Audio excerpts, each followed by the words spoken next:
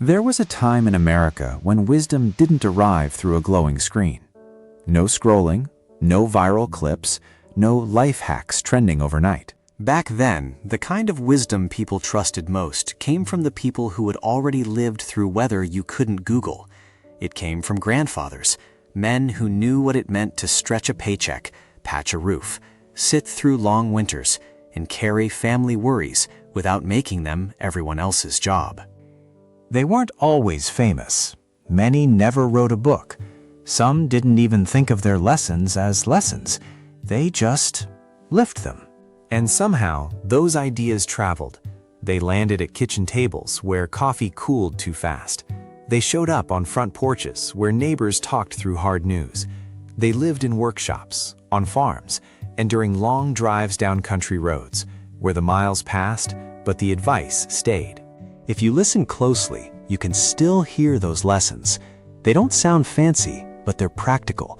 They fit real life. They fit your life. Here's the thing about the older kind of wisdom. It's mostly about character. What you do when nobody is applauding, when it's inconvenient, when it's hard, and when you're tempted to take shortcuts. Let's walk through the lessons grandfathers kept repeating in 100 small ways until people remembered them without trying. Your word is your reputation. One lesson showed up again and again. Your word is your reputation. Your grandfather likely believed people should be able to trust what comes out of your mouth, not in a marketing way, more in a survival way. When money is tight, when families depend on each other, trust isn't optional. It's infrastructure. A promise mattered. A handshake mattered. I'll be there meant something. Because here's what grandfathers understood. When trust is lost, earning it back can take years, maybe longer. You can spend the rest of your life explaining yourself, but people don't forget how it felt the first time you didn't come through. So the lesson wasn't be perfect. It was be dependable. If you can't do something, you say so early. If you say you'll show up, you show up. If you make a mistake, you own it quickly. A reputation doesn't just form in big moments. It forms in the little ones. Whether you follow through, whether you exaggerate, whether you treat someone's hope like a joke. Your mouth builds or breaks the life you're trying to live. 2. Show up, especially when it's inconvenient. Another lesson was just as simple. Show up. Many people talk about helping. A lot of people make plans. But reliable people arrive when they said they would. Grandfathers didn't confuse motion with commitment. They didn't care that someone meant well if that person repeatedly disappeared the moment it got tough. Show up means you're there when the job takes longer than expected, the weather changes, the tools don't work the first time, the conversation gets awkward. The timeline shifts. Talent can shine, but consistency protects people. It's easy to be impressive once. It's harder to be dependable over and over until waiting on you becomes something other people never have to do. If you want to measure a person's character, pay attention to their reliability. Your grandfather would tell you, actions keep score. Hard work solves more than complaining. Life isn't always fair. Your grandfather knew that before he even had the words for it. Crops fail, jobs disappear, a health issue lands on a family like a storm. Unexpected problems show up, uninvited. In those moments, complaining feels satisfying for a minute. It can even sound smart. But grandfathers tended to believe complaining rarely changes the outcome. It mostly changes your mood into something heavier. Action, on the other hand, changes things. Sometimes action is small. Calling the right person, fixing what's broken instead of staring at it, reorganizing, learning a skill, making a budget when you'd rather ignore the numbers. Sometimes action is bigger. Taking a second job, relocating, negotiating, starting over when pride tells you to stay stuck. Hard work wasn't just about being busy. It was about refusing to become helpless. It was a way of saying, if this is happening, then I'm going to respond. And that response, steady, practical, often turns a crisis into a challenge you can survive. 4. Spend less than you earn. Money can be loud. Some people treat it like a scoreboard. What you own proves who you are. Your grandfather probably saw how that game ruins neighbors. He likely watched families try to impress other people. Bigger cars, fancier lifestyles, expensive appearances, until the credit cards stacked like a second winter they couldn't escape. So there was another steady rule: spend less than you earn. It sounds obvious, but it's one of those truths that only becomes real when you've lived through the consequences of pretending. Spending less than you earn gives you options. An emergency doesn't destroy you. A job loss doesn't become a disaster. A family crisis doesn't spiral. A modest life with peace of mind can be happier than expensive things that always need maintenance. Not just repairs, also anxiety, comparison, and pressure.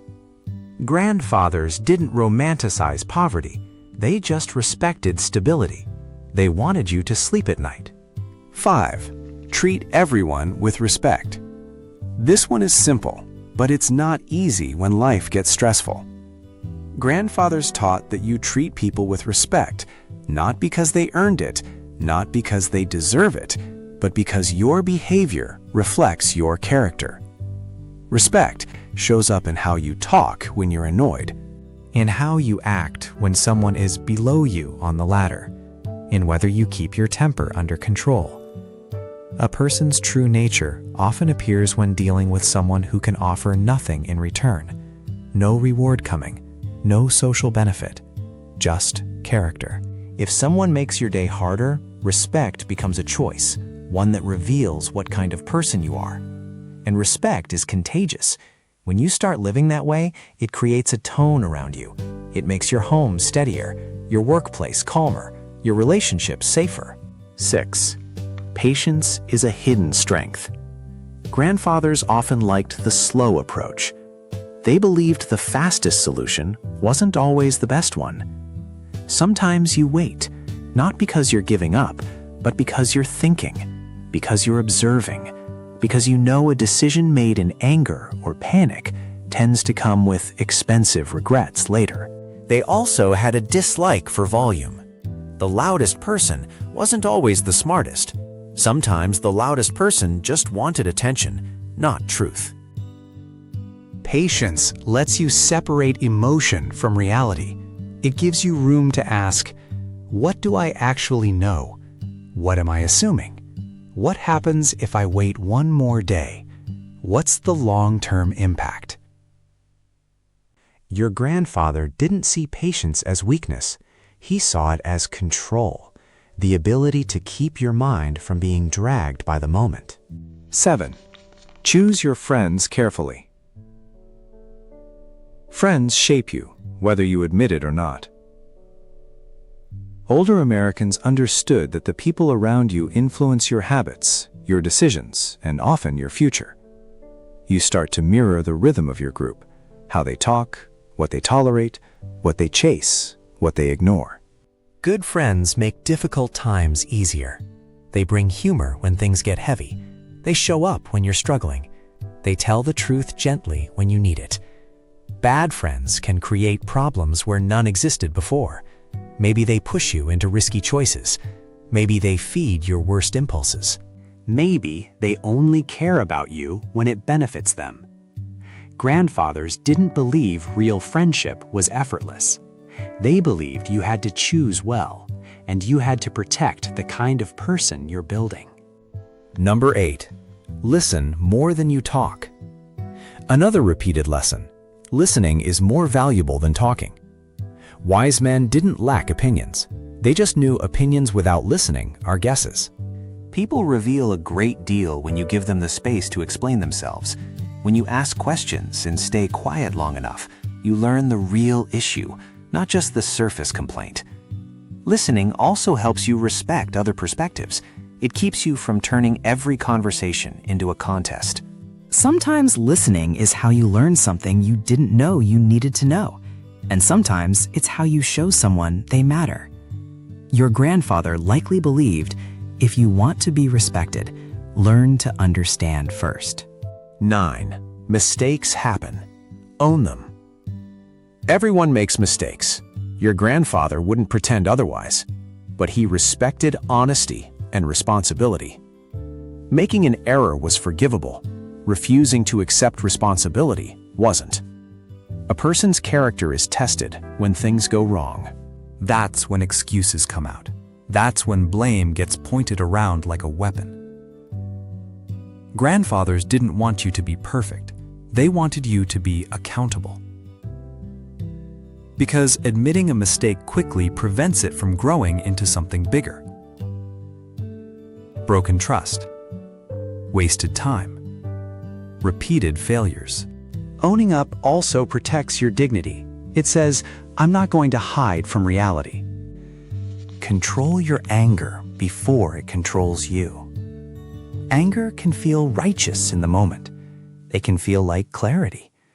But grandfathers knew that a man who can't control his temper often becomes controlled by it. One moment of anger can damage relationships built over many years. It can change how people feel safe around you. It can turn a disagreement into a wound. So the lesson wasn't never be angry. It was don't let anger drive. Calm thinking prevents regrets. Sometimes the wisest move is to pause, breathe, and decide what kind of person you want to be in the aftermath. You can be passionate without being destructive. Family matters more than trophies. Grandfathers worked hard. They cared about success. They understood pride in a job done right. But they also learned something the hard way. Achievements mean very little if nobody is there to share them. Family is the place where life gets real. It's where your choices echo long after the paycheck is spent. So the lesson was, don't trade your closest relationships for something that can vanish. A title can fade. A factory job can close. Health can change without warning. But the time you invest in your family, showing up, being present, telling the truth, becomes part of who you are remembered as. Your grandfather didn't just want you to make it. He wanted you to build a life that people feel good living inside. Small habits shape big outcomes. Most of life isn't one dramatic decision. It's daily habits. Grandfathers knew that small things stack up. Saving a little money, reading regularly, keeping promises, being on time, doing the simple tasks before they become emergencies. These actions can feel insignificant at first. Then one day you look back and realize your life has been quietly changing the whole time. Being on time teaches respect. Saving a little teaches foresight. Reading teaches adaptability. Keeping promises teaches trust.